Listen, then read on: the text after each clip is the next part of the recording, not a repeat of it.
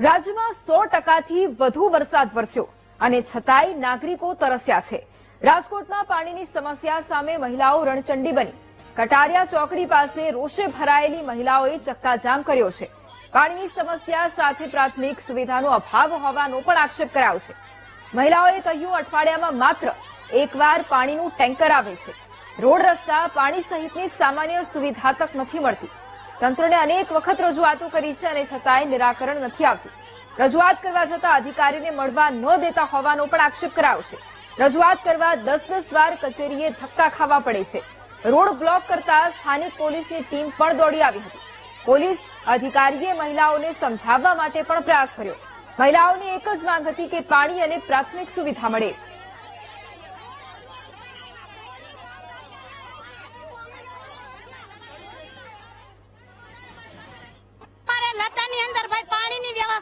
બરોબર છે, રોડ રસ્તાની વ્યવસ્થા નથી। આ 6 દિવસે 7 દિવસે ટાંકો આવે છે, અમારે ઈ ટાઈમે આવતો નથી। કા સવારે બપોરે અમારે ક્યાંય જવું હોય, હું કેન્સરની પેશન્ટ છું, મારે હોસ્પિટલે જવું હોય તો મારે પાણીનો વારો જાય કે ન જાય?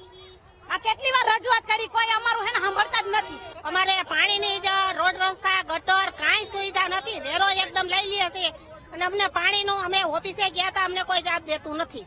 10-10 વાર ધક્કા ખાધેલા છે। ઓફિસમાં જાય તો 2 બાઈઓને અંદર જવા દે અને અરજી કરેલી છે, અમને કોઈ જવાબ દેતું જ નથી, ને ઉપાય નથી રહેવા દેતા। અમને પાણીના નળ જોઈએ, અમને ટાંકા દિવસ 7-8 દિવસ પાણીના ટાંકા દિવસો બરોબર વ્યવસ્થા તો પાણી નખાવવું પડે। અમારે રોડ રસ્તાની વ્યવસ્થા નથી કોઈ નહીં બરોબર।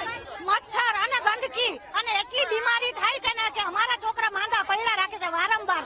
અમે વારંવાર જાય છે રજૂઆત કરવા, આ લોકો કોઈ અમને જવાબ નથી દેતા। એક જ વસ્તુ કહે છે, હા જાવ થઈ જશે।